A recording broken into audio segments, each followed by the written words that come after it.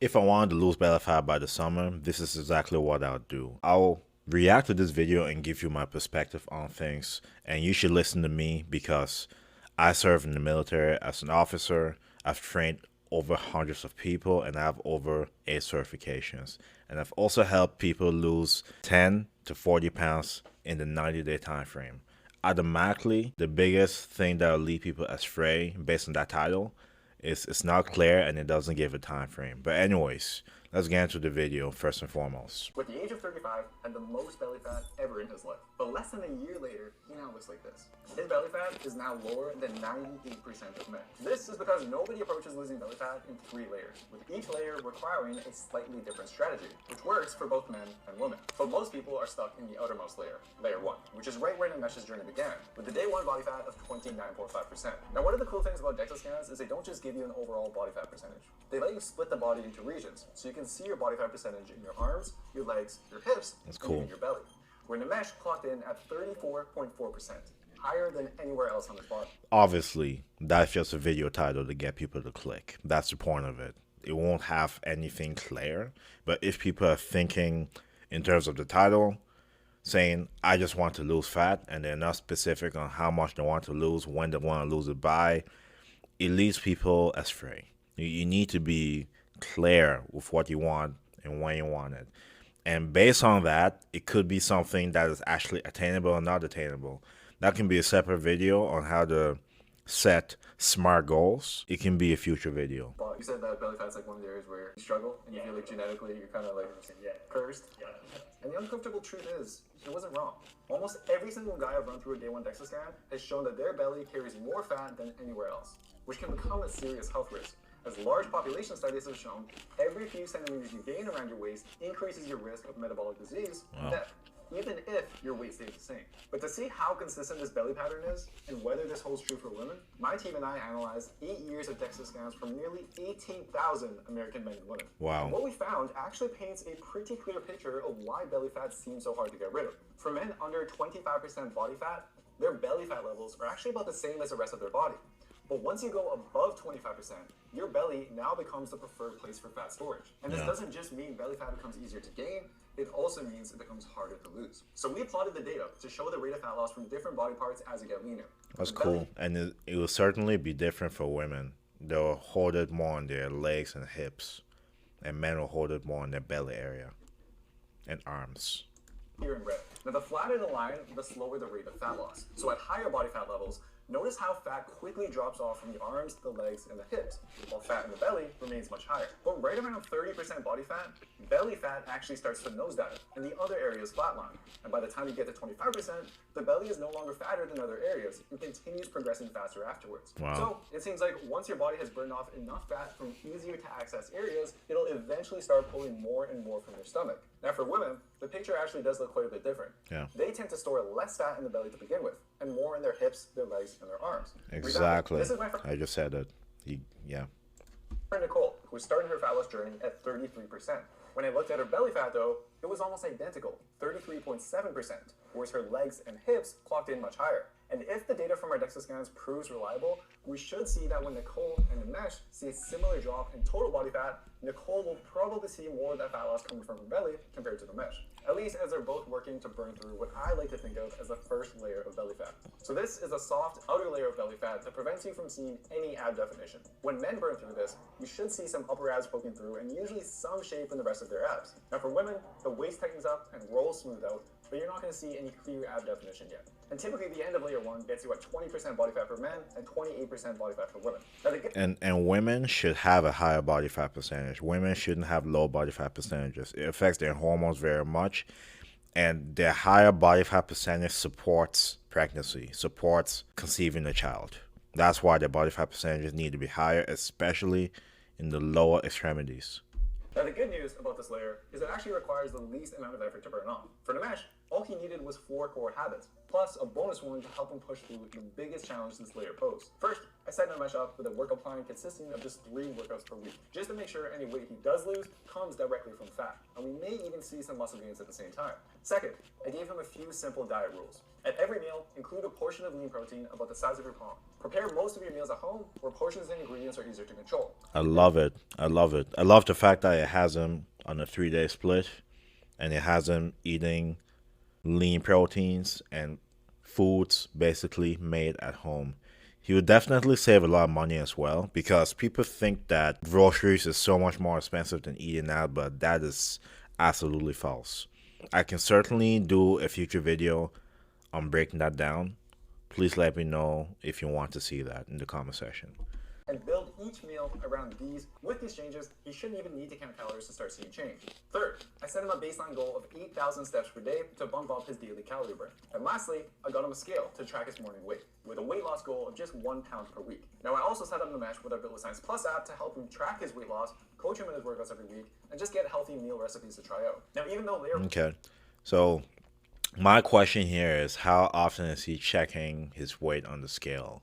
I hope it's not every day, because when I train my students, I typically tell them to check once a week, because imagine you as a person, you check your weight every day, it's fluctuating. What could that do to your psyche, to your mental health? You most likely discourage a lot of people, which will lead you off doing what you're currently doing, right? To consistently lose that body fat or whatever your goal is. So I always advise to weigh yourself once a week, because each day that weight is fluctuating, and you want to take averages for each week. Anyways, that's just a thought. Requires the least effort physically, it's actually the hardest mentally.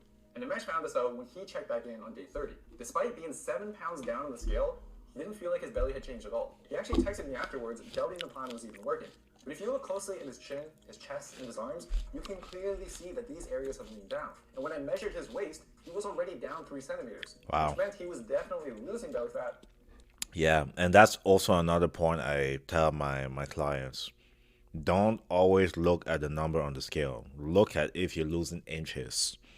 Inches on your waist, inches on your thighs, your hips. Look at those areas, because things are happening. If you look yourself in the mirror every day, it's hard to see changes. But over the course of time, you're losing centimeters here and there. Add those up. The number on the scale, I've had many students go through this, will be the same at the end of 3 months, but your body looks totally different. An example is even me myself. I looked at myself at 210 pounds a couple of years ago. I look much different now at the same weight. So a lot of things are happening during body recomposition. That's what it's called. When you're gaining muscle and losing fat simultaneously. It's not as likely for people that are more experienced, but when it's happening, that is the case. The scale is not moving, but that's happening. So you need to track other things that are changing, not just the number on the scale. It's not at the speed he was expecting. And if you remember from earlier, that's exactly what our DEXA data predicted. In the early stages, fat comes off from the easy areas first, while the belly lags behind. So by day 60, even though he had lost another 3 centimeters around his waist, visually his belly hadn't progressed as much as his chest and his arms, where he even had some new veins showing.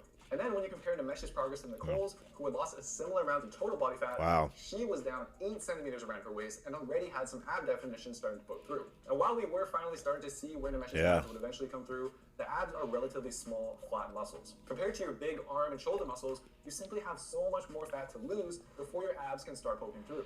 Remember, the goal of layer 1 is not to get 6-pack abs. And if I wanted to prevent Namesh from quitting right before the going gets good, I desperately needed a way for him to see all the progress he was clearly making everywhere else. Which leads me to his bonus habit, where I asked Namesh if he'd be willing to take a progress photo after his morning weigh-in. When reviewing these photos, I wanted him to not just hyperfixate on his belly fat, but to be able to see the progress he was making through his chest, his shoulders, and his arms that he was clearly... That is a key thing I didn't mention. Progress photos. Every week I have my students doing that. So they're taking a front photo, a side, and a back photo. With the pictures side by side each week, I'm seeing what's happening, including even the way your skin is. When you're eating healthier foods, when you don't have as much water that you're retaining, your body looks different. So those are a lot of things to keep in mind about your journey when it comes to fat loss. You need to look at everything. including how your skin looks.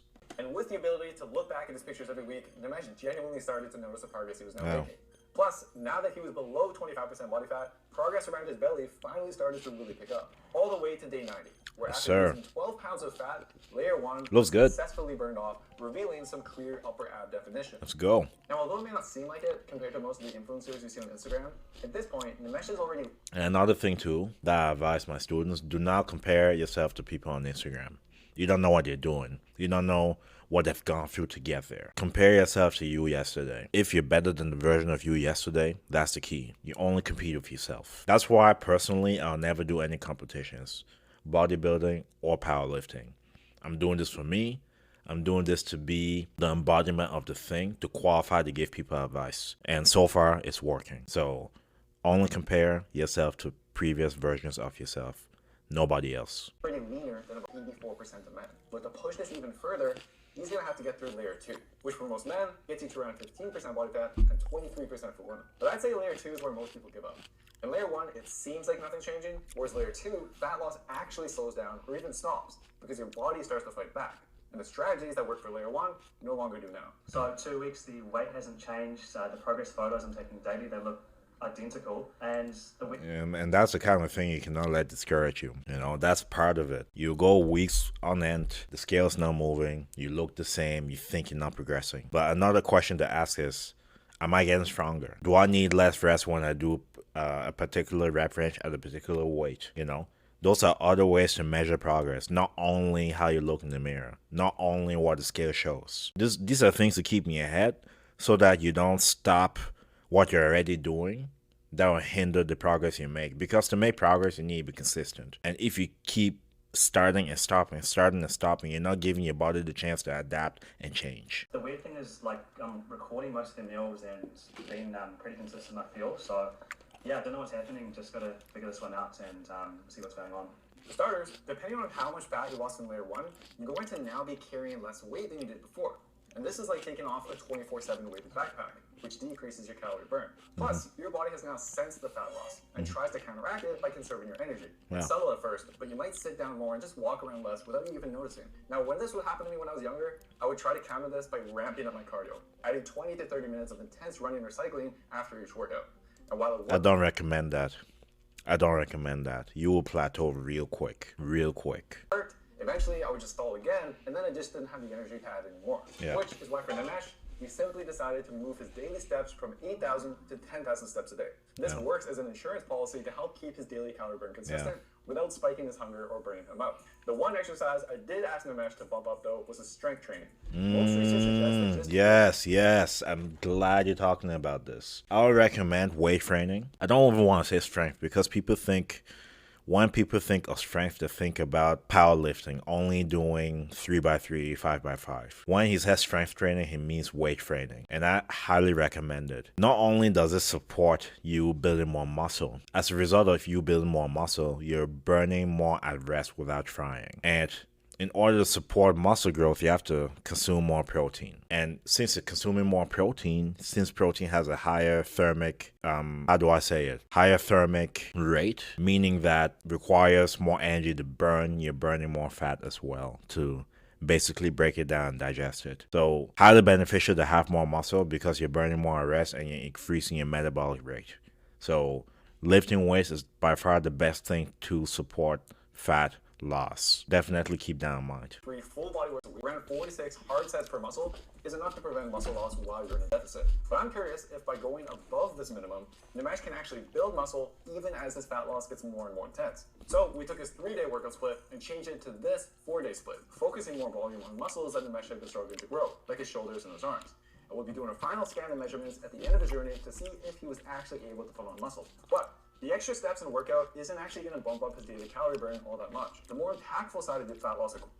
And also, when you're in a caloric deficit, you don't want to be in too low of a deficit. And when you're in a deficit, you need to increase your protein intake, right? Just to preserve the muscle that you have. Equation is his calorie intake. Up until this point, he hasn't been tracking calories. But to get rid of layer 2, it's almost a non-negotiable to make sure he's consistently in a deficit. And to find out how many calories he needs, I entered Nimesh's current weight and activity into our Limitless Science Plus app, which landed at a daily calorie target between 2,100 and 2,300 calories per day. Now, if you're not on our app, then you can take your body weight in pounds and multiply it by between 10 to 12. It's not perfect, but for most people, that's roughly around the calories you want to aim for during this stage. But with his you need to do a deep assessment for each person, because I'll tell you right now, that number is not customizable. It's not. You need to have consultations with people and I ask them everything possible. I take the age into account, how long they have to do the program, for example. It could be 3 months, it could be 4 months. I take into account their current fitness level, how much muscle they have, how much fat they have, and all that in combination with the age. Then I know what they need to be eating each day as far as calories and what to adjust each week or each month or whatever the case may be. Because when I give someone a number in the beginning, I'm really seeing what's happening to their body before making any adjustments. From there, now I reverse diet and so on. The number assessed there is not customizable. You need to basically talk to the person, figure out all this information about the person and cater the caloric goals to that particular person. So it's a deeper process than just taking a body weight and multiplying by 10. If I did this, I would lose. No. So you need to be more strategic with it. His favorite order already coming in at just over 900 calories, setting him up with a 2,100 calorie meal plan. Okay, don't take this the wrong way, but I got some butter chicken. Yeah, no offense, Umo, that's fine. Consisting of apple cinnamon overnight oats. But looking at his body type, right? He looks like an ectomorph, like a shorter ectomorph, basically lanky, right? So it looks like that can work for him, like the way it has it. But for most people, that wouldn't work. So you need to dissect it a bit further. For breakfast, butter chicken for lunch, some quick snacks before his workout, and a homemade freezable burrito for dinner. And what I think is the most important part is saving enough room in your diet for one treat at the end of the day to look forward to. For me, my go-to is always a Ninja Creamy ice cream that I make with our Limitless Science protein. And for the mash, it was a combination of either sugar-free Jell-O, Greek yogurt, caffeine-free Coke Zero, and Smart Sweets. And if you guys do want the mesh's full meal plan, I'll give you a PDF of it completely free, and I'll put a link in the description box down below. But what's perhaps the trickiest thing about this phase is not everyone's metabolism will respond the same. Yeah. Researchers in 2019 discovered that most people's metabolism I'm glad you're saying that. I'm glad. fall into one of two categories. The first is what researchers call a spendthrift metabolism. People in this group, when their calories are restricted, their metabolism stays high and they continue dropping weight. However, the second group is what researchers label a thrifty metabolism. And when this group was placed in the same deficit, their bodies adapted to reduce their calorie burn and slow their weight loss to a crawl. Now, there may be an advantage to having a thrifty metabolism, as you typically have an easier time gaining muscle. But when it comes to fat loss, you may have to restrict your calories further or increase your daily activity in order to keep up with individuals in the spendthrift group. The question we needed to figure out, though, was which group would Nimesh fall under? If his metabolism was spendthrift, 2,100 calories should be enough to keep seeing progress. But if he has a thrifty metabolism, then our app will notice if it's not progressing and likely recommend dropping his calories a little bit more. Luckily, I mean, I don't know what parameters are set in the app, but typically apps don't do that. You know, I don't know. Maybe I'm wrong. Let's see what he says. Maybe it has a team that dissects it. I don't know. An app? Nah, I don't believe it. Nimesh's body was clearly responding to his calorie intake as fat loss around his belly was really starting to pick up, with visible definition in his upper abs and his obliques finally coming in. And for most guys, burning through all of layer 2 will usually take about 10 to 16 weeks depending on how aggressive you are with your diet. But by this point, you should see a visible 4 or even 6-pack depending on how your fat is distributed. Which for a woman, your stomach will look visibly tighter, and depending on the lighting, you might even see some definition in the upper abs and down the middle. But even after burning through layer 2, there's usually still some softness left around your abs, especially in the lower belly and around the love handles. And for those areas, you'll need to burn through the most stubborn third layer of belly fat, where less than 1% of people ever succeed. But while this final layer is the hardest to lose, it's actually when your belly visually progresses the fastest. Because there's now much less fat covering your abs, even a small loss makes a noticeable difference. So instead of waiting months or several weeks to see changes, now you might see sharper ab definition every few days. But it comes with the catch that every pound of fat you lose now is going to feel like a battle. Part of the reason for this is not all body fat is created equal. Certain fat on your body is packed with beta receptors, which you can think of like a gas pedal, making it easy for your body to burn for energy. Most of the fat you burn off up to this point are from those areas. Whereas the stubborn fat left on your body is full of alpha-2 receptors, which instead work like a brake pedal, slowing down fat release so your body always has some fat reserves to rely on. And typically the areas that have most of these receptors are going to be your lower abs, love handles, hips, and especially the glutes. It's why shredded glutes in professional bodybuilders is seen as the holy grail of elite conditioning. So I'm struggling to fall asleep today a wee bit. I'm usually pretty good at falling asleep, but the hunger is just setting in a bit more than usual. And at this stage, your That tells me that he's not eating enough. Cost shouldn't be like that. But I guess he has a time frame he's trying to achieve this goal by. That's probably why he's in that kind of deficit. And my other comments was 2100 seems too low. It seems too low because he's already taking 10K steps a day and working out 4 days a week. That's a lot of activity for only 2100 calories. That's yeah. He said he was 158 pounds. So if you did the math, if you went on any random calculator and did the math on this person's body weight, the activity they're doing, right, in terms of the walking 10K steps a day, every day, plus the 4 workouts, it will show he needs more than 2100 calories for sure.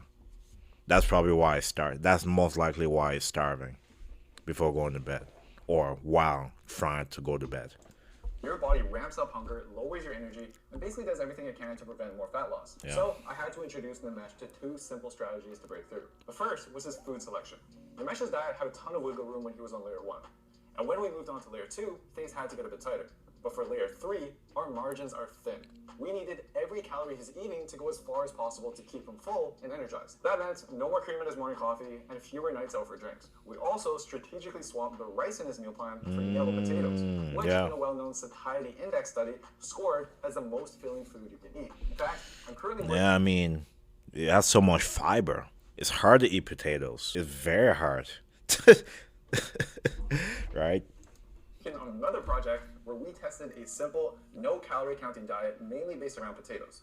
And let's just say the results were pretty mind-blowing. So make sure to subscribe so you don't miss that. But no matter what you eat, your body's resistance to fat loss is only going to continue to get stronger the longer your diet lasts and the leaner that you get. And one side effect of this is stress hormones like cortisol start to rise. This is where many people get blindsided. Higher cortisol levels make your body hold on to more water. So at this stage, you can literally wake up one morning and your belly will look worse than it did the day before, softer and more bloated. And when you're this lean, even a small amount of water retention around your midsection becomes very noticeable. And when this used to happen to me, my first reaction was to assume that my plan just wasn't working and my belly fat was not coming off. So I panicked. I added more cardio to my workouts and dropping my calories even lower. But this only made things worse, putting more stress on my body and even eventually causing me to lose muscle. But once you understand what's really happening here, rather than trying to fight harder to lose fat, your best move might be to stop fighting at all. Which brings me to our second strategy, diet breaks. So as soon as I could tell I was thinking about, like I used to do cheat days where 6 days of the week I'm very strict and one day I have like a free type of day. But I've changed it to carb cycling. So there's a couple of days in the week where I'll spike up my carbohydrates. And I try to do it around the days I'm training my biggest muscle groups. So my lower body, for example, when I'm training my posterior lower body, which is the glutes, hamstring, calf, sometimes even lower back with it as well, I'll eat more carbohydrates on those days to feed my cravings if I have them, and also support the fact that I did the larger muscle group. So carb cycling. So if you want to know more about it, let me know and I can do a video on that. Let me know in the comment section. Nimesh's body was starting to hold on to more water and just wasn't responding well to his plan. Instead of lowering his food, we increased it, roughly 500 calories higher than he was dieting at, and mainly by adding more carbs to his day. Rice, bread, There you go. some of this You said it. It increases carbohydrates. snack. Usually, you'll want to do this for anywhere between 5 to 14 days, as that's often enough time for cortisol to come down, sleep to improve, and those relentless hunger signals to finally ease off. But for Nimesh, 5 days was all it took. And even though he was eating more, his abs actually came back looking sharper. His energy also improved. Yeah, because our filled up. It filled up. It looks, I don't know how to say it, tight and filled up. And, it doesn't look, I don't know the word to use here. It doesn't look dull. Anyways, I'm losing my wording. He just felt ready to push forward again. The only question I needed to I remember. now was how far he wanted to go. Based on where he was currently at, if we wanted to push all the way to 10% body fat, which is where the vast majority of your stubborn fat is actually gone, it would probably take another 8 weeks of dieting. But for some people, chasing that level of leanness, it's just not always the smartest move. Yeah. Take my brother-in-law, Dayton. He dropped from 33% body fat down to about 18% in just 5 months. The leanest he's ever been in his life. And by that point, his body was definitely starting to resist. So if I had tried to push him to get even leaner in one go, it would have almost guaranteed a crash and uncontrollable weight regain afterwards. So instead, we hit pause on this fat loss and shifted it to maintaining his new weight, followed by a lean bulk to gain some more muscle. And now that his body has actually settled into his lower level of body fat, he'd be ready to tackle another diet if he wanted to get leaner. But the second reason layer 3 just isn't for everyone is that most guys overestimate how much muscle they have and underestimate just how much fat they have to lose. In fact, every person that I've dieted this lean has been surprised by just how low the scale has to go to get there. So if you don't have much muscle to begin with, you may end up feeling and looking a little bit skinnier than you hoped for. Fortunately, it seems like the mesh has been able to build some muscle as he's lost fat. But today is actually the day he's going to get his final DEXA scan, which will tell us how much fat he lost and how deep he made it to losing his third layer of belly. This is a great video. Very, very informative. Very informative.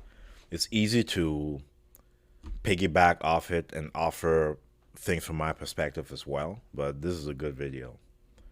Good video.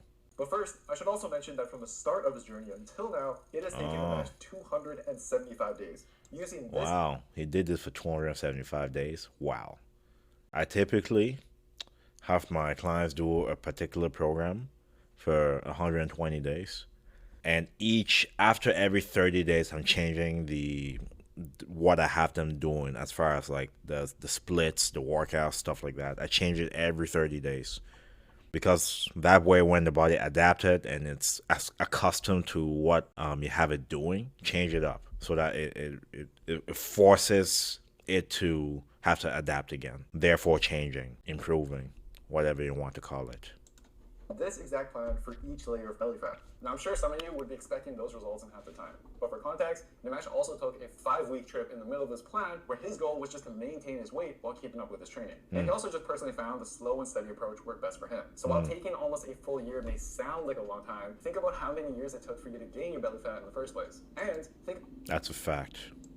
about what you were doing this same time the last year. That time is going to pass regardless. So Nimesh just focused on making small improvements week after week until he was here. All right. Yeah, more people should adopt this mindset. It's a long-term thing. You need to think, establish habits, establish routines, and make sure those routines and habits you establish is something you can sustain. Because the 75 hard and all these 30-day short-term challenges may be great to get you motivated, but is this something that you do 10 years from now? Right? You have to think about that. You have to keep that in the back of your mind. All right, let's see what we got. Kill it. Wow. Wow. 6. I think we got an 8-pack coming in too. Coming slowly. Dude, and like, the size is there.